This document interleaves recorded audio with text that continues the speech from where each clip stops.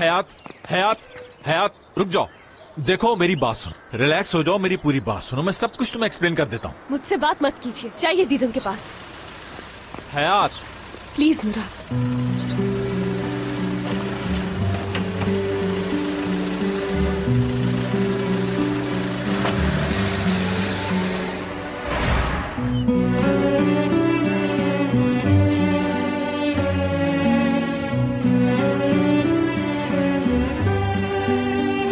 जी madam, कहाँ जाएंगी?